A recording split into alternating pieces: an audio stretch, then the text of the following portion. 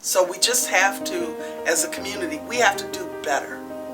We have to stop sleeping with our babies, stop condoning sleeping with our babies, and we have to stop using tobacco and smoking other stuff around pregnant women and babies. We just have to stop.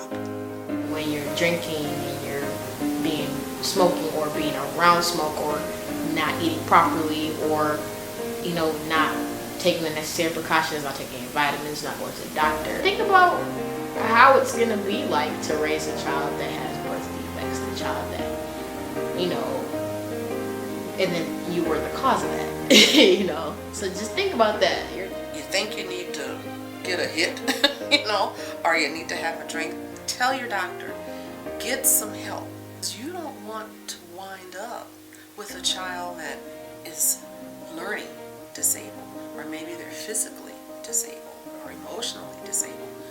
Why? When it doesn't have to be that way. I never breastfed, but I regret it, because it would have been healthier for the child, their immune system and everything else. But in this country, there's so much help out there, that they could come to programs like WIC, and even people that don't have papers, could get some help with the prenatal care because they want to make sure the baby's healthy and the woman's taking care of herself. I'm saying, like, from the first month to the 9th month, let's sit down. We could write a whole schedule. I know you don't want to talk about it, but you have to. We need to sit down and plan this whole thing out because it's a big burden, and I don't want you carrying it on by yourself. You need to have a support group, like married, unmarried, 40, 30, 10, whatever. You need to have a support group while you're pregnant because it can help you alleviate a lot of stress. So I had women coming to the hospital to deliver, saying that, I had a baby, that baby was fine, I know what to do now, so why do I need to go to the doctor? And my response to that was that from month to month, you never know what's going on with the body. I mean, they're constantly checking your blood, they're just checking everything.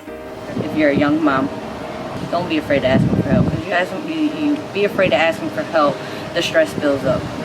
You being young, being a new mom, whether it's your first, second child, it's always new and it's always different each time.